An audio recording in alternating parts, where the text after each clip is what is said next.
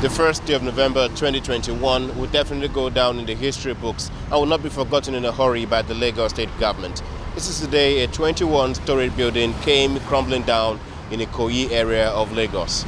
On this week's episode, we'll focus squarely on the state government's rescue efforts and of course all efforts to bring the perpetrators and those responsible for this heinous crime to book. Hello and welcome to a brand new episode of This is Lagos.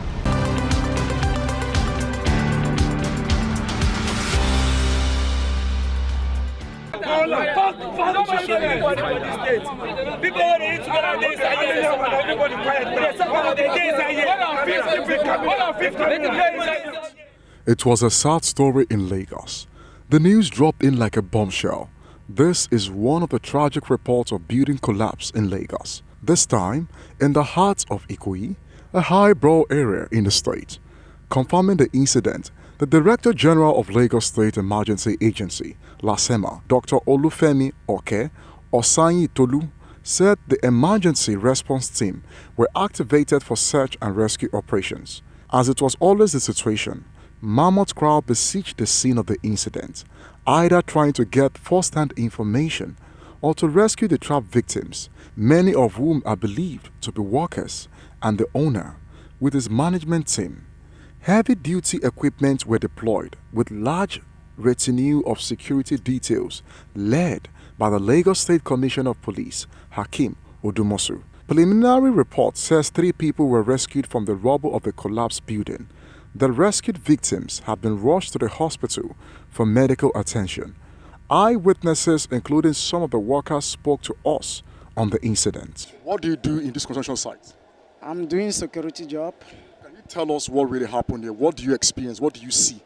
What I saw is that when a Oga have a visitors, so they are busy checking what they will do and what they cannot do.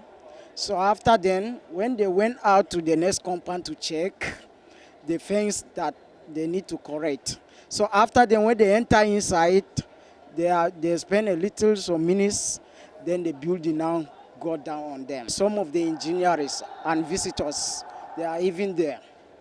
A lot of visitors with some engineers that they find him came to show them some kind of work which they can do. This is the main place they do the meeting. So they are trying to make, I don't know what they are doing, but other workers are inside. What would you experience? We experienced the building just collapse once, and we didn't actually know what happened. When I go out to go and buy my food, I was seeing everywhere were vibration. When I turn back, I see the building collapse. That's what I'm seeing. You have friends there? You have colleagues? I have friends. A lot of my friends are there inside where they can never find the people are there down the building where they can never find their house. Thank God I'm alive. And the guy that was lifting the crane, most of them break head. So then they have taken those on there. Even the owner is there as well. The accountant, all the engineers, all the architects, every one of them, they are the PA, all of them are there. When they work finish, they come outside, they come and play with us, they come and gist with us, they come and talk about the work. Now nobody, all of them don't die. More than 5, yes, they don't die already. They don't even day pieces. One day upstairs now, don't cut. One of the early callers to the site of the incident is the Deputy Governor of Lagos State, Babafemi Hamzat, but he refused to make any comments. 4 have been confirmed dead and their bodies recovered from the collapsed building, while effort is ongoing to ensure more rescue as of the time of filing this report. This is according to the Lagos State Commissioner of Police, Hakeem Odumosu, who spoke to newsmen at the scene of the incident. He, however, could not ascertain the cause of the collapse, saying it should be left to technical experts. We've got information that the building collapsed a few hours ago, and we deployed all the rescue apparatus of Lagos State government. So we learned that it was 21-story building, and so far, 3 have been rescued alive, and 3 have lost their life so far. And until the operation ends, we cannot know the actual figure. But we should rest assured that whoever that is trapped here, we are going to make sure that we rescue everybody trapped here. That's why the government has asked for more, more apparatus from other agencies to be coming now to assist. So to those who have lost, we cannot ascertain either Mr. A or Mr. B or Mr. C. Just to give us that figure are the site managers. When you get the site managers now, will tell us. The land that some people just came in, artisans came in to do different types of jobs. So we don't know which particular one. As at press time, the rescue operations still continue with the hope that many will be lucky enough to be rescued.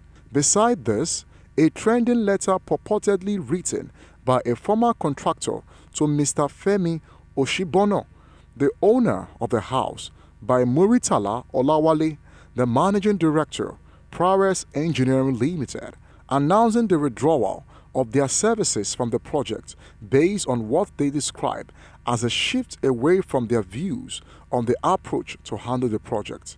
The letter claimed that their company can only guarantee the integrity of the first two buildings and also work done up to the fourth floor of the third building.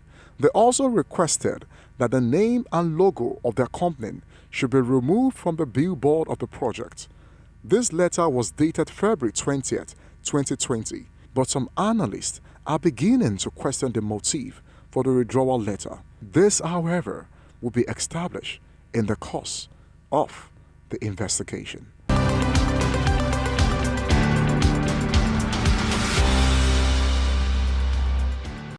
Determined to get to the root of the incident, the state government, while ordering a thorough probe, also directed the immediate suspension of the general manager of the State Building Control Agency, Bola Ikoyi. An independent panel to look into the incident is to be set up, drawn from the Nigerian Institute of Architects, Nigerian Institute of Town Planners, Nigerian Society of Engineers, and other professional bodies. A statement signed by the Commissioner for Information, Gbenga Omotosho, said the panel will independently investigate the remote and immediate causes of the incident and make recommendations on how to prevent such occurrences in the future. The state governor thanked all first responders and those who have joined in the rescue effort, including construction companies and the National Emergency Management Agency. The statement further noted that a help desk is to be set up at the site for people seeking information about their relations who may have been involved in the incident. It also added that media organizations are being notified that the government will be releasing information whenever the need arises to avoid any sensational reporting of the unfortunate incident. The Deputy Governor, Dr. Obafemi Hamzat, was at the site of the incident to encourage rescuers and comfort the relatives of those trapped in the rubble. Dr. Hamzat left the site for the Lagos Island General Hospital to see the survivors. This is a search and rescue operation. So sometimes we need to even be quiet so that we can hear voices. So that's why we are shouting, please keep quiet, keep quiet. That's why we don't want too many people here. It was done about 3 years ago, so it's not something new. But it's the construction. It's the construction that, that failed apparently from what we can see. So the approval was actually for 21 floors. This particular one collapsed. There are processes for sealing. You don't need to send memo. Yes. So you come here, you visit the site. So there will be a project manager, and then you give them the sealed document. And then of course in front you see the normal mark and then the seal. Now we have an agency that's supposed to do this job. And that's why they came in around July to check. And when they saw the anomalies, they shut the site down. So we do that regularly, and we just hope that people will understand the need for state government to also do that most of the time, to make sure that if there's an anomaly, we will shut it down, just like we did. And they were making corrective actions when this happened. All the key stakeholders that are important in managing an emergency are on the ground. We have our heavy duties, we have our light duties, we have our Delta. With the combined efforts of all the primary responders, we are able to achieve these results. However, it is pertinent to note that initially when these incidents occur, we have teething challenges, which is due mainly to traffic jam. But however, we are able to overcome that, and we've been working. Regulations that require such massive buildings, what and what is required to be done, and who are supposed to take charge of leading such operation, leading such construction. There are professionals that requires to be part and parcel of the building. There are engineers, structural engineers, civil engineers that needed to prescribe things that will hold such a building. So I think it is supervision that needed to be strengthened. Furthermore, the state government expressed readiness to embark on further foundation and borehole acid testing in the entire area, while assuring that there will be no cover-ups in the search. The state government restated that all developers and property owners are required to adhere strictly to all building codes and planning regulations to ensure the safety of lives and property. It concludes that those who ignore such regulations, breaking seals and defying enforcement will surely be prosecuted.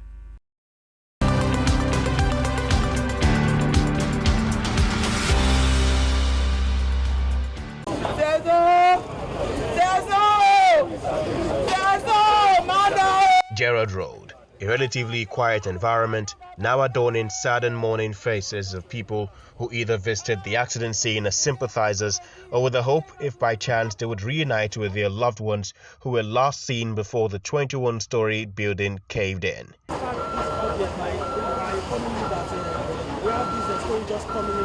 It's a long wait as the excavation seems too slow to now 2 days after. Mothers, brothers and relatives are too devastated to speak on camera. I'm not feeling fine. Don't let me deceive you people. I'm not in the mood to talk, to say anything.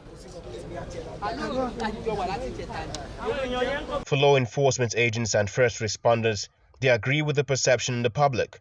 The collapse clearly indicates a contravention of the basic rules of erecting such skyscrapers.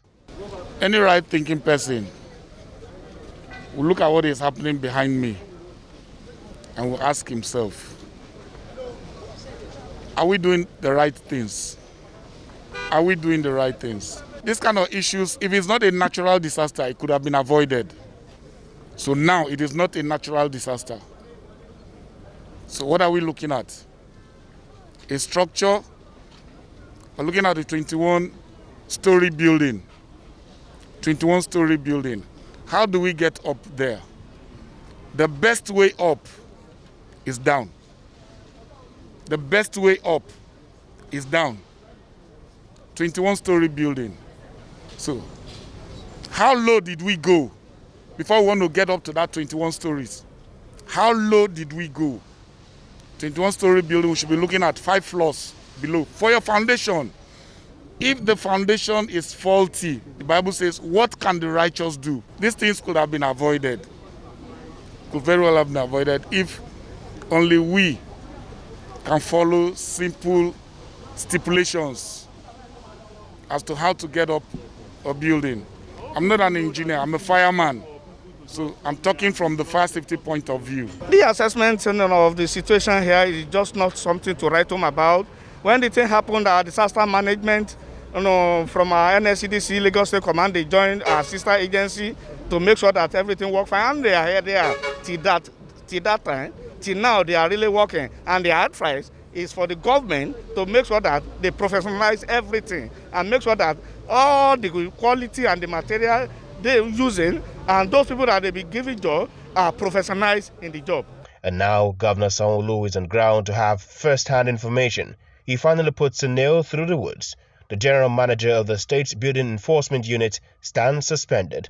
Start by expressing my deepest condolences to the families and loved ones of people that might have been involved in this very unfortunate, tragic, monumental national loss. This is an event that could be described as a clear national disaster. This is an event that one can say that indeed mistakes were made from all angles, and this is an event that truly, really should not be happening in a modern day city. And men that have been here for almost 2 days now, that have also been working, to see how they can bring as many survivors as possible It's been a very, very difficult journey for all of them. And our government certainly want to put on record that we appreciate their work and will continue to ensure that whatever needs to be done to get to the root cause of this will certainly be done. And we had to create a clear chain control and command, which is why you have some of the canopies that are out here now, and to have a clear process where families, press, and general public could get answers to questions that they might have, and we all can indeed learn from this moving forward. So what are the things that also have happened in the last almost 48 hours?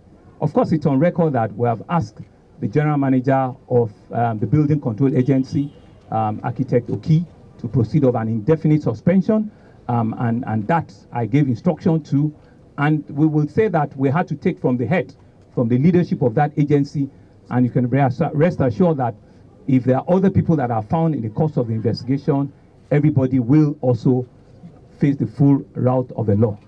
So for us to get to the real issue of what had happened, I've set up a high-powered commission of inquiry. It's a strong professional investigative panel that are consisting of everybody from outside of government,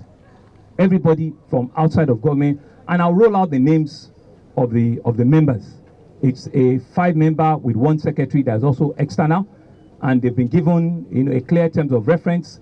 Right, later today I will be meeting with some of them and we'll identify where they're going to work from, and we're going to give them a 30-day assignment for them to wrap up and tell us indeed, professionally, what had gone wrong here and who are the culprits and what do we need to do. When Silverbird News 24 pressed the governor on the whereabouts of the suspended owner of the housing project, he gave no leads to his whereabouts, further fueling the rumor mills. If you're a contractor on site for this job, you need to present yourself to say that I work for XYZ company and I'm the project manager. Nobody has turned up. As to the owner or the developer, it's been said that he was also on site. That's information we gathered, that he was also on site, and so we haven't seen him, right? And I don't know if his body or his corpse have been recovered. I do not know, but it's been said that he's on site, right? And so it's also been, rumored, alleged that the developer is also the contractor, is also the builder, but I cannot confirm that. These are things that the panel will indeed investigate and confirm and tell us what exactly has gone. I cannot begin to be preemptive as to that. It's been 2 days since one of these 3 buildings behind me came crashing down, with many of those said to be working trapped underneath the rubble. While there have been survivors, there's also been a lot of casualties from this particular incident, leaving many to question if anyone still left underneath the rubble can be saved at this particular time.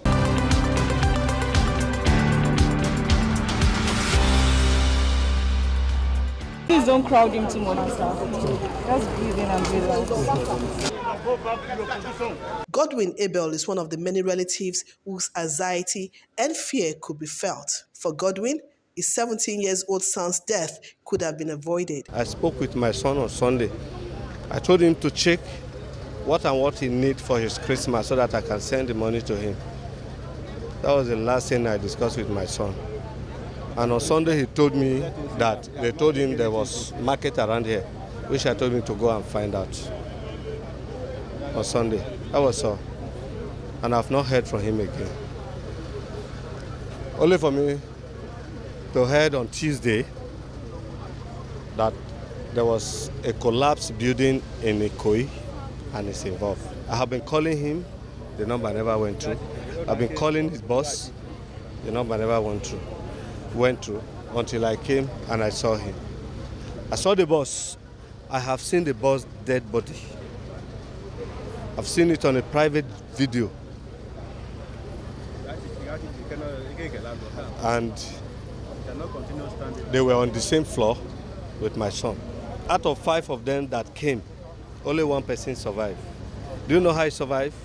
He came down either to charge his phone or that he took drug, that he wanted to come and rest. Those were the 2 excuses. came to a wedding from Abuja. Then the developer, he met me and he said, come and see the roof is working. Yesterday, before he came back, that is why he was there. The HEPCUM counseling desk setup, which was devoid of activities, suddenly came alive at the governor's arrival. We still have active rescue operation still going on. I had to go in and speak with all of the first respondents, the men that had been doing very, very difficult work, I dare say, here for the past 3 days, to ask them what exactly is the situation of things. And they did say to me that, Mr. Governor, we are still rescuing. We believe that give up until when we're sure that every pile that needs to be touched is touched. So I want to re-emphasize and assure that we're still on a rescue operation. NEMA coordinator, Lagos State Territorial District, Ibrahim Fariloye, who had earlier addressed the media, noted that the pace of the search and evacuation was hindered by the way the building was constructed. We have infrared life detector, and the infrared life detector can go in as deep as 25 meters, wherever a life is when it's under road. And once we apply that infrared, if it shows that in the next 25 meters there is no soul around that place, then we move in faster to get the robots out. That's the process we are doing. It's not just that we are clearing things. You know, to ordinary human beings, they won't know the process, they won't know the procedures of what to do. So you can't blame anybody who is complaining. They have rights to complain. They are emotional, they are expecting their loved ones. So we should manage them the way they are acting. I wouldn't say the building code in itself is able to prevent a collapse like this, because the building code is the building code. The people that are going to implement it and execute have to also have abided by the dictates of the building code. So if somebody had gone to cut corners, I'm not saying that's what happened here, then the building code is the building code. You cannot blame the building code. As at the time of this report, the search and evacuation is yet to reach ground zero, while Aisha's relatives keep vigil and hoping for a miracle.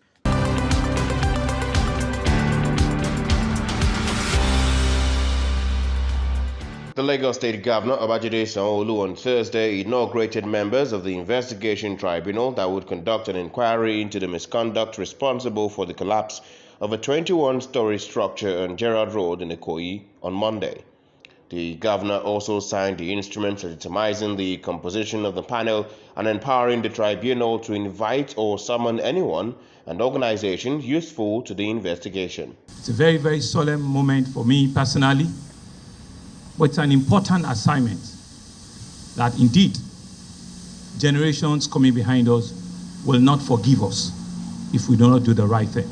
And so this panel this morning, as the terms of reference have been rolled out, shows clearly that indeed the government of Lagos State want to unravel and get to the root cause of what had happened, so that indeed we all can learn and truly learn from this very, very, very unfortunate incident, and we all can be part of history and ensure that we can live in a safe and secure environment. I want to once again charge you, encourage you, advise you, but say to you that the whole nation is watching. The whole world indeed is watching, because indeed it's what you come up with that will help us shape even the way we engage ourselves going forward. President of Nigeria Institute of Town Planners, Mr. Toyin Ayinde, is the chairman of the panel, who assures the governor and all citizens that their best will be done to ensure all angles and all sides to the story are committed in the 30-day period of reporting this panel's verdict. If a Nigerian life is invaluable, if it is a life that cannot be bought, no matter the pressure, then this exercise will lead to the preservation of that life. This should lead us to say, the time has come to hold the bull by the horn and let justice prevail. As panel members, we promise to be guided by professional standards and hope that we will collectively be able to chart a new course that will guarantee the safety of the life of the Nigerian citizen as far as the construction industry is concerned. We thank Mr. Governor for the privilege to serve our beloved Lagos State. We look forward to being able to establish the truth and make wise recommendations that will bring comfort and succor to those who have experienced loss. Meanwhile, former governor of Lagos State and Federal Minister of Housing and Works Babatunde Raji Fashola has commiserated with the victims of the building collapse in Ikoyi. The former governor, while commiserating with the victims, urged all agencies, members of the public, and of course constructors and builders to abide by the building code and making sure that there is protection and welfare packages for all workers on site. My sympathies to all of the victims and their families, and my best wishes to the survivors, and I hope that they have the fullest recovery. My support for the government and people of Lagos State. This is a challenge that needs to be overcome. Some of us who were privileged also to be responsible at the time have played our role. I was very involved with my team in enacting the fiscal and urban planning law. One of the things we sought to do was to separate planning permit issuance from building control. So when you talk about LABCA today, the Building Control Agency, that was one of the things that we sought to do. We also made very stringent regulations that if buildings collapse under construction, we would have the power as government, subject to due process, to forfeit those buildings as a deterrence. We introduce insurance during construction and after construction as a measure of ensuring safeguards. But all the processes are there. But are the actors willing to do what is necessary? And those processes are not finite. There will be innovations from time to time. But we can put the process there, but you need to get the people to do the work. People shouldn't cut corners. People should play by the rules. People should act professionally. And so it is tempting to point fingers at anybody, but I think we all need to introspect, really and truly. Professionals on all sides need to introspect, and we don't have to wait to be told or for government to chase us just to do the right thing.